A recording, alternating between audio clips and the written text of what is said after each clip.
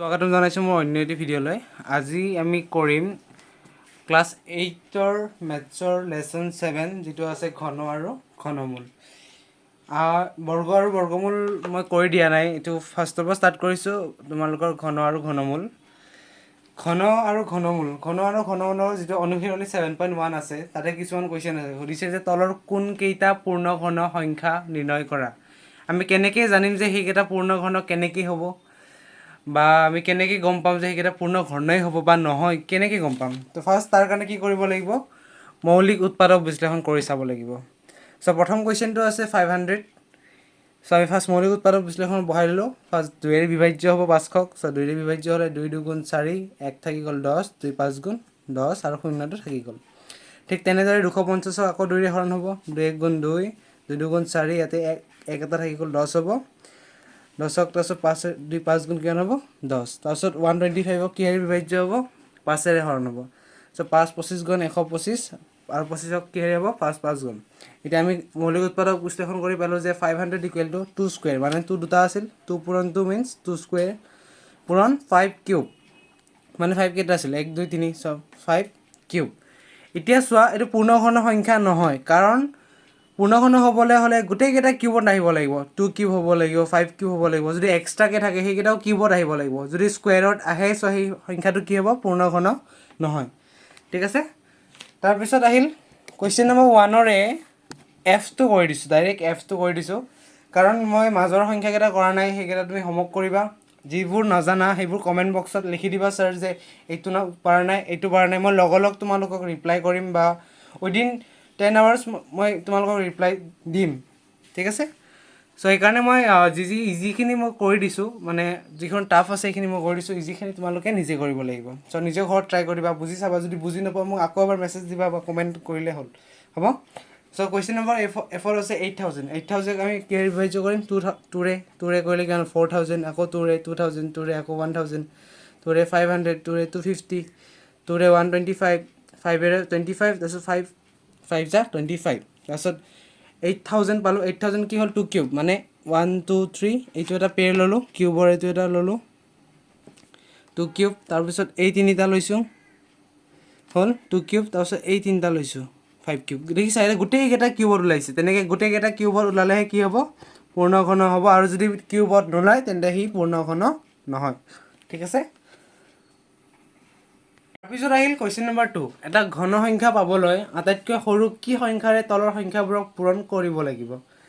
এটা ঘন সংখ্যা পাবলৈ, মানে এটা তোমাৰ পূৰ্ণ ঘন পাবলৈ, এই সংখ্যাটোৰ লগত কি পূৰণ কৰিলে সেই পূৰ্ণ ঘন সংখ্যাটো পাম আমি। ঠিক আছে। তো তাৰ কাৰণে কি কৰিব লাগিব, ফাৰ্ষ্ট আমি উৎপাদক বিশ্লেষণ বা মৌলিক উৎপাদক বিশ্লেষণ কৰিব লাগিব। ইয়াৰ উৎপাদকবোৰ আমি ওলাই ল'ম, হ'ব। 675ক কিহেৰে বিভাজ্য হয়, 3ৰে বিভাজ্য হয়। ত' 3 2 6, 3 2 6 7 আছিল, এপিনে গুচি গ'ল 15 হ'ল, 3 5 15। তাৰপিছত 225 আকৌ 3ৰে, 3 7 21, 1 থাকি গ'ল 15 হ'ল কাষত, 15 আকৌ 5ৰে গ'ল। তাৰপিছত 3ৰে আকৌ 75 কিমান টাইম যায়, 25 টাইম যায়। তাৰপিছত 5 5 যা 25। তো 675 ইকুৱেল কিমান পালোঁ, 3 কিউব মাল্টিপ্লাই 5 কিউব। ইয়াতে কি কমি হৈ আছে, এটা 5ৰ কমি হৈ আছে, হয়নে? আমাক এটা কি প্ৰয়োজন, 5ৰ পূৰণ। যদি মই এটা 5 পূৰণ কৰি দিওঁ এই নাম্বাৰটোৰ লগত, যেতিয়া এনেকৈ 3 কিউব মাল্টিপ্লাই 5 স্কুৱেৰ, আৰু মই যদি এক্সট্ৰাকৈ এটা 5 পূৰণ কৰি দিওঁ কিমান হ'ব, 3 কিউব মাল্টিপ্লাই 5 কিউব হ'ব। কাৰণ 5 দুটা আছে আৰু এটা আহি গ'ল, 5 কিউব হৈ গ'ল। চ' তেতিয়া কি হৈ যাব, 15 হৈ যাব। চ' ইয়াৰ পূৰ্ণ ঘন হৈ যাব, হয়নে নহয়? চ' সেইকাৰণে ইয়াতে কি প্ৰয়োজন হ'ব, 675ক 5ৰে পূৰণ কৰিলে কি হ'ব, পূৰ্ণ ঘন সংখ্যা হ'ব বা সংখ্যা পোৱা যাব। ঠিক আছে। চ' এনেকৈ উলিয়াব লাগিব। কিছুমান চাবা, ইয়াৰে যিমানকেইটা অংক আছে তাতে এটা এটা নাম্বাৰ কম থাকিব। কিছুমানত 2 কম থাকিব পাৰে, 2 3টা নাথাকিব পাৰে, 2 2টা থাকিব পাৰে, বা 2 এটা থাকিব পাৰে। চ' সেই কোনটো কম হৈছে সেই সংখ্যাটো লিখি দিলেই হ'ব, যে 675ক 5ৰে পূৰণ কৰিলে পূৰ্ণ ঘন সংখ্যা হ'ব, বা কিবা এটা নাম্বাৰ ল'লোঁ, সেই নাম্বাৰটোক 2ৰে পূৰণ কৰিলে পূৰ্ণ ঘন সংখ্যা পোৱা যাব। চ' তেনেকেই আনচাৰবোৰ ওলাব লাগিব। ঠিক আছে। তাৰপিছত আহোঁ question number B. Question number বিত আছে 256। এতিয়া 256ক আমি কিহেৰে হৰণ কৰিছোঁ, 2ৰে হৰণ কৰিছোঁ। আকৌ মৌলিক উৎপাদক বিশ্লেষণ কৰিছোঁ। 2 1 2, 2 2 4, 2 8 16, মানে ইয়াতে একেটা ৰখি গৈছে, 16 হৈ গ'ল। তাৰপিছত 2 6 12, 2 4 8, তাৰপিছত 2ৰে 3 2 6 আৰু 2 2 4। তাৰপিছত 2ৰে 16ক কৰিলোঁ 8 হ'ল, 2ৰে 4ক কৰিলোঁ, 2ৰে 8ক কৰিলোঁ 8ক কৰিলোঁ 4 হ'ল 2ৰে 4 কৰিলোঁ 2 হ'ল মানে 2 কেইটা ওলাল 1 2 3 1 2 3 1 2 1 2 3 1 2 3 1 2 মানে দুটা 2 এক্সট্ৰাকৈ ওলাইছে আৰু এটা কি প্ৰয়োজন হৈ আছে কিউব হ'বলৈ 2 স্কুৱেৰ আছে আৰু কি প্ৰয়োজন আছে এটা আৰু এক্সট্ৰাটো প্ৰয়োজন আছে ন এতিয়া অংকটো কেনেকুৱা হ'ব 2 cube multiply 2 cube multiply 2 square multiply 2 এটা এক্সট্ৰা লাগে এই সংখ্যাটো কি কৰিছোঁ আমি পূৰণ কৰি দিছোঁ ন এক্সট্ৰাকৈ চ' তেতিয়া কি হ'ব 2 cube multiply 2 cube multiply 2 cube so' তেতিয়া আমি কি পাম পূৰ্ণঘন পাই যাম চ' সেইকাৰণে আমি কি কৰিছোঁ 2 পূৰণ কৰিলে 256ক 2ৰে পূৰণ কৰিলে পূৰ্ণঘন পোৱা যাব তাৰপিছত আহিছোঁ কুৱেশ্যন নম্বৰ 3লৈ কুৱেশ্যন নম্বৰ 3ত কৈছে যে এটা ঘন সংখ্যা পাবলৈ আটাইতকৈ কি সৰু সংখ্যাৰ তলৰ সংখ্যাবোৰক হৰণ কৰিব লাগিব আগতে যেনেকৈ পূৰণ কৰিব লাগিছিল এটা নম্বৰ এক্সট্ৰাকৈ ওলাইছিল হয়নে তাৰ লগত আমি এটা নম্বৰ পূৰণ কৰিছিলোঁ যে এটা নম্বৰ প্ৰয়োজন আছিল পূৰণ কৰিছিলোঁ এই অংকটোত কি হ'ব তেনেকুৱাই হ'ব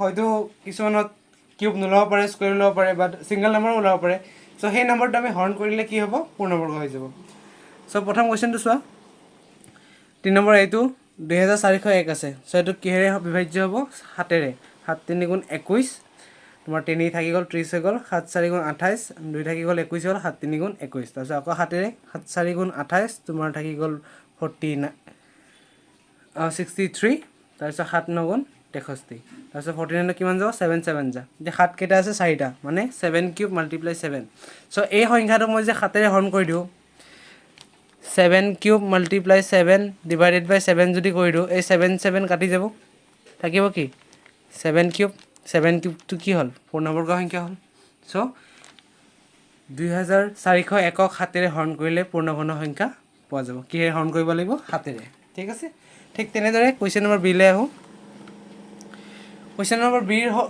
উৎপাদক বিশ্লেষণটো খুবেই দীঘল কি ক'ম আৰু মানে খুব দীঘল কেইটা 2 ওলাইছে চোৱাচোন 1 2 3 4 5 6 7 8 9 10 11 12 13টা 2 ওলাইছে টোটেল 13টা 2 ওলাইছে চ' এই উৎপাদক বিশ্লেষণটো চাই লোৱা 8192 আছে তোমাক একক স্থানত কি আছে 2 আছে চ' 2ৰে বিভাজ্য কৰিলোঁ 4096 তাৰপিছত আকৌ 2ৰে বিভাজ্য কৰিলোঁ 2048 তাৰপিছত আকৌ 2ৰে 1024 আকৌ 2ৰে 512 আকৌ 2ৰে 256 আকৌ 2ৰে 126 তাৰপিছত আকৌ 2ৰে কৰিছোঁ 64 পাইছোঁ আকৌ 2ৰে কৰিছোঁ 32 পালোঁ 32 আকৌ 2ৰে কৰিছোঁ 16 পাইছোঁ 2ৰে আকৌ 8 পালোঁ 2ৰে 4 2ৰে 2 মানে 2 কেইটা হ'ল 1 2 3 4 5 6 7 8 9 10 11 12 13টা চ' এই সংখ্যাটোক আমি কেনেকৈ লিখিব পাৰোঁ এনেকৈ লিখিব পাৰোঁ 8192 equal to 2 cube multiply 2 cube multiply 2 cube multiply 2 cube multiply 2 মানে 3টা 6টা 9টা 12টা 13টা এতিয়া 2 এটা এক্সট্ৰাকৈ আছে